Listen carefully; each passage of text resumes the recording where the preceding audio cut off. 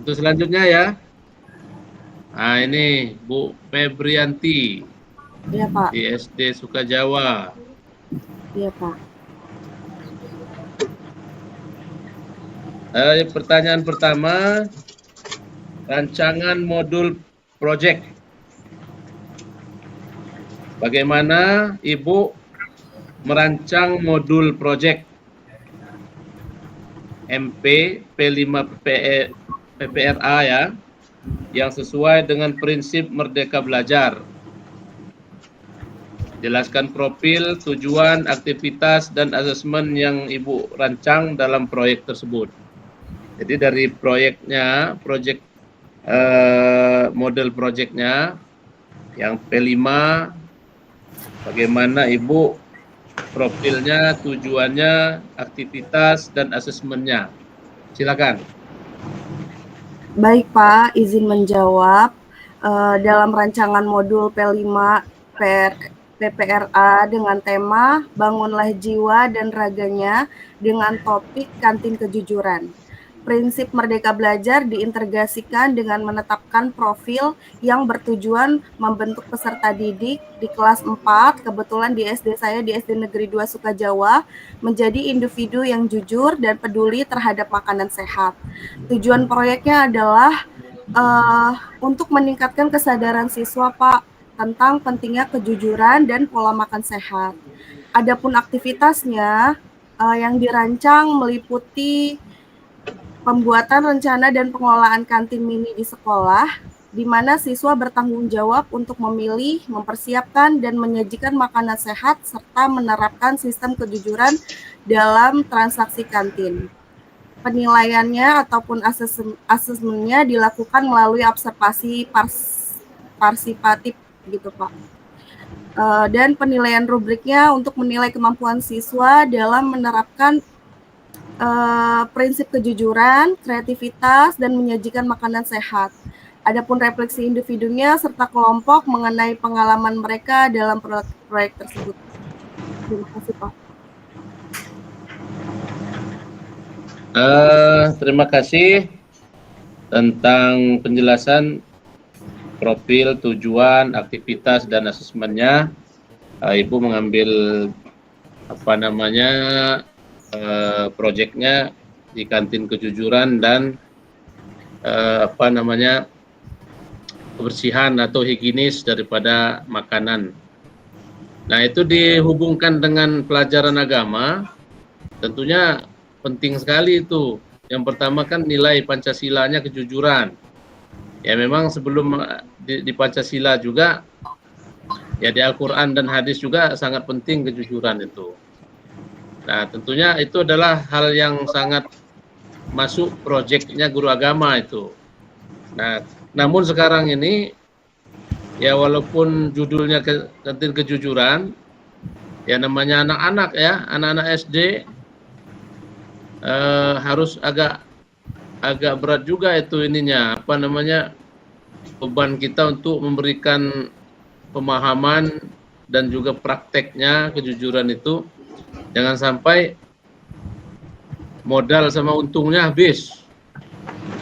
Ya, kalau kadang-kadang anak-anak ini kan kejujuran nggak taunya maroji, mangan lorok ngakune siji kan habis. Iya, Pak. Iya, makanya agak beban berat, tetapi memang itu adalah proyek untuk guru PAI sebenarnya. Supaya anak-anak itu meningkatkan kejujurannya, dan juga makanan yang higienis itu perlu juga. Kita kan punya dalil halalan thayyibah, ya halal ya baik bergizi kan gitu ya. Nah, itu tugas kita dan kolaborasi dengan guru-guru yang lain. Dan mungkin kalau di SMP mungkin ada guru BK, nah itu juga perlu untuk penegasan supaya karakter anak kita memang timbul, dan syukur-syukur memang pelopornya adalah guru agama. Yes. Ya, terima kasih. Terima kasih, Pak. Kemudian selanjutnya saya mau tanya variasi interaksi pembelajaran. bagaimana Ibu mengembangkan variasi interaksi pembelajaran yang bermakna, menantang, dan menginspirasi siswa untuk berpikir kritis. Coba Ibu berikan contoh pengalaman Ibu ngajar, bagaimana penerapan pengembangan variasi interaksi pembelajaran itu yang bermakna, menantang, dan juga menginspirasi siswanya. Ya, silakan.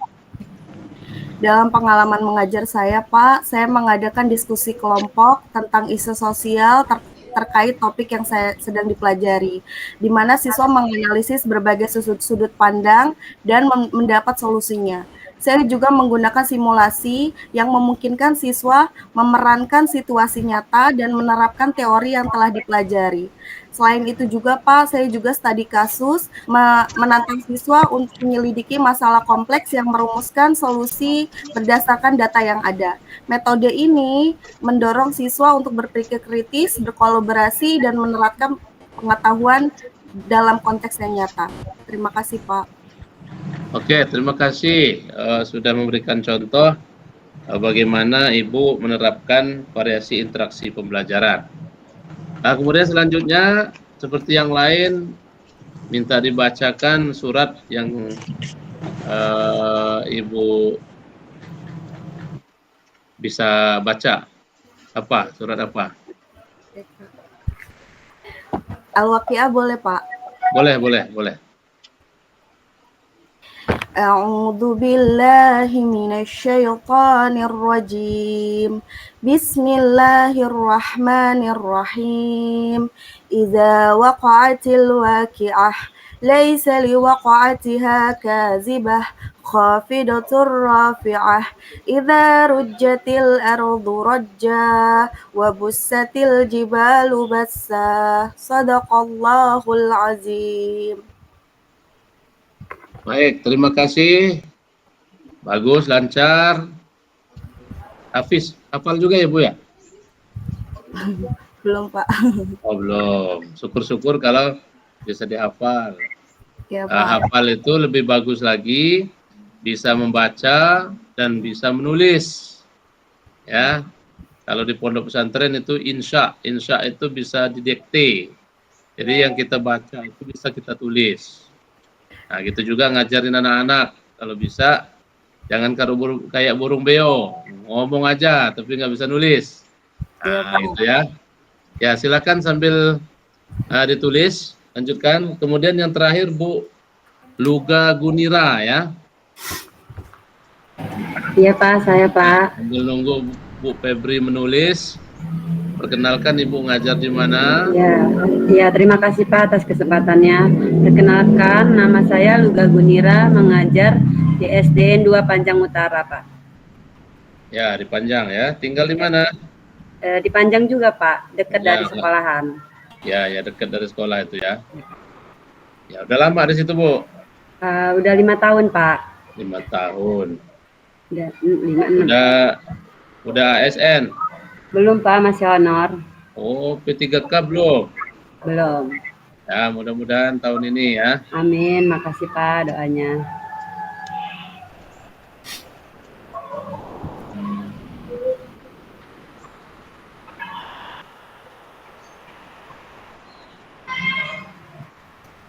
Ya, sambil nunggu ya. Ya Pak. Saya tanya.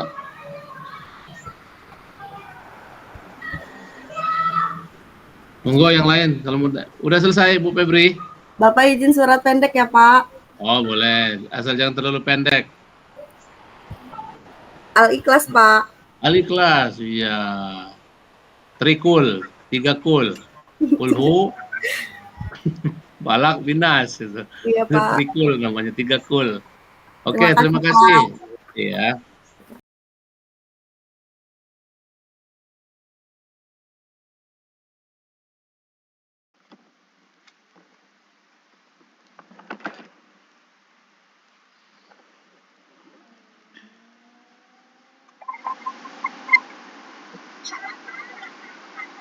Assalamualaikum warahmatullahi wabarakatuh. Sudah, Miss.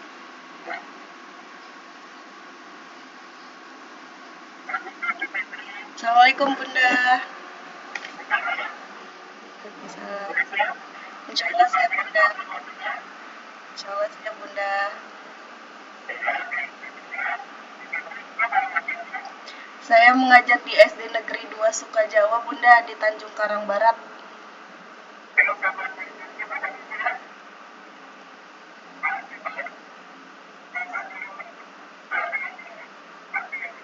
Pak Belek,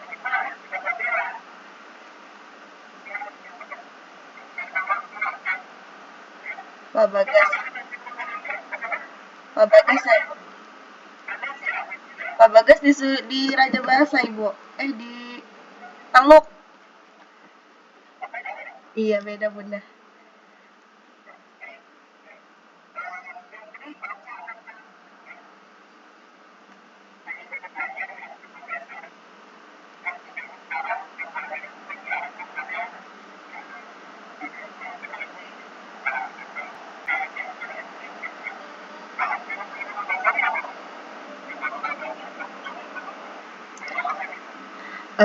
Baik Bunda, terima kasih atas pertanyaannya. Izin menjawab Bunda. Teori belajar yang sudah saya gunakan untuk rancangan pembelajaran saya yaitu teori behavior, di mana saya memberikan pembelajaran mendasar, kemudian memberikan instruksi dan latihan dasar. Kemudian saya juga menggunakan teori belajar konstruktivisme, di mana saya merancang LKPD yang melibatkan aktivitas eksploratif siswa. Kemudian menyelenggarakan diskusi kelompok, di mana siswa saling berbagi pandangan dan belajar dari pengalaman satu sama lain. Kemudian Bunda, saya juga menggunakan teori belajar kognitivisme, seperti media pembelajaran visual, seperti video atau diagram yang mendukung siswa untuk mengolah informasi. Terima kasih Bunda. Saya menggunakan 4 Bunda.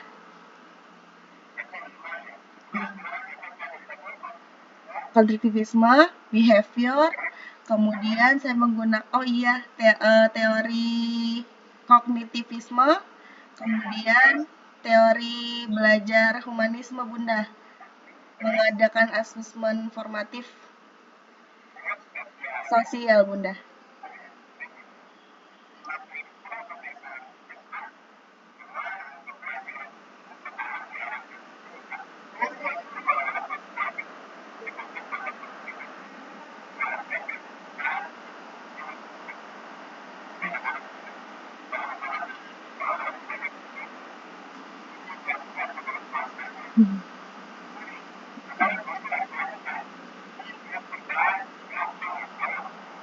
Iya Bunda.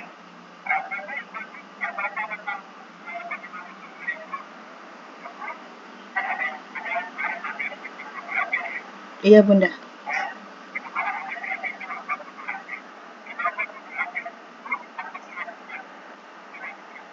Iya. Dalam membuat modul ajar Bunda, dari atas yaitu harus mengetahui capaian pembelajaran, kemudian harus tahu tujuan pembelajarannya, kemudian diturunkan kepada alur tujuan pembelajaran, baru kita bisa melihat pemahaman bermakna kepada siswa. Setelah itu kita harus mengetahui harus menggunakan metode seperti apa. Untuk metode kurikulum merdeka ini Bunda lebih kepada pembelajaran proyek berbasis proyek, di mana siswa diberikan kebebasan untuk bereksplorasi, tinggal guru memberikan memfasilitasi boleh sesuai dengan gaya belajar siswa, yaitu visual, auditory visual, atau kinestetik, di mana nanti ada yang namanya asesmen diagnostik, asesmen awal, kemudian dilakukan asesmen formatif yang berupa LKPD, kemudian ada yang namanya asesmen sumatif untuk mengetahui pemahaman akhir siswa. Seperti itu Bunda.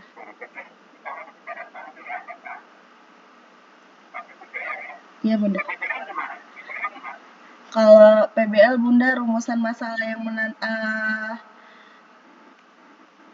problem based learning, siswa diberikan proyek nyata yang berhubungan dengan dunia nyata. Misalnya dalam materi saya Bunda, siswa membuat pentingnya menjaga kesehatan reproduksi.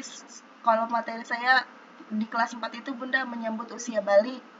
Diberikan kebebasan eksplorasi, siswa diberi untuk merancang, melakukan riset, dan mencari solusi sendiri dengan bimbingan minimal dari guru.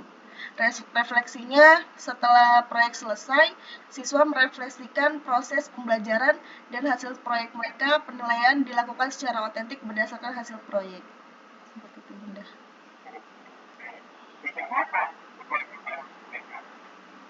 Kalau project based learning, bedanya di akhir ada yang namanya project yang bisa dinilai. Kalau problem based learning, masalah yang dapat diselesaikan oleh siswa Bunda. Untuk yang problem based learning, perbedaannya ini Bunda, hasil eksplorasi siswa dari masalah yang sudah didapat Bunda. Iya Bunda.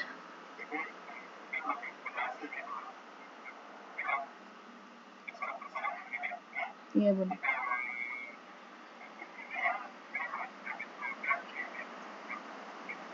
Iya Bunda.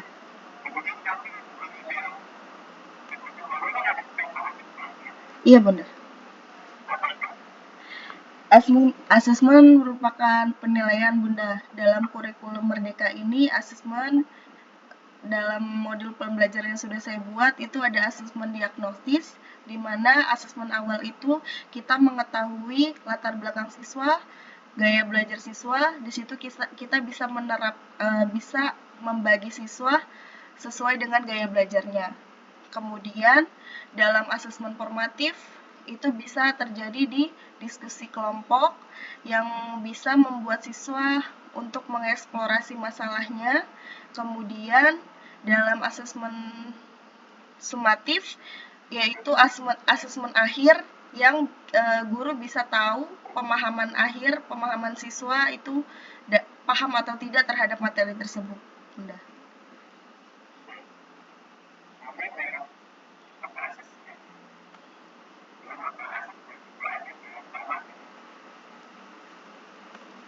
Asesmen 3 ya Bunda.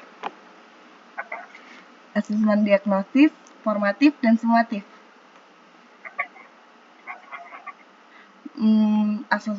Asesmen diagnostis yaitu asesmen awal. Kalau yang asesmen formatif, asesmen yang dilakukan dalam proses pembelajaran seperti melaksanakan LKPD atau menyelesaikan masalah melalui diskusi kelompok. Yang terakhir, asesmen sumatif berupa tes esai atau soal yang akhirnya nanti bisa tahu pemahaman dari siswa tersebut, Bunda.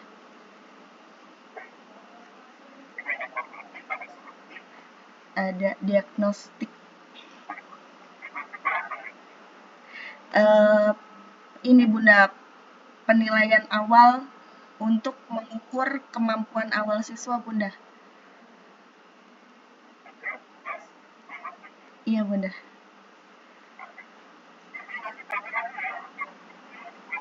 Siap, Bunda. Waalaikumsalam warahmatullahi wabarakatuh. Terima kasih, Bunda.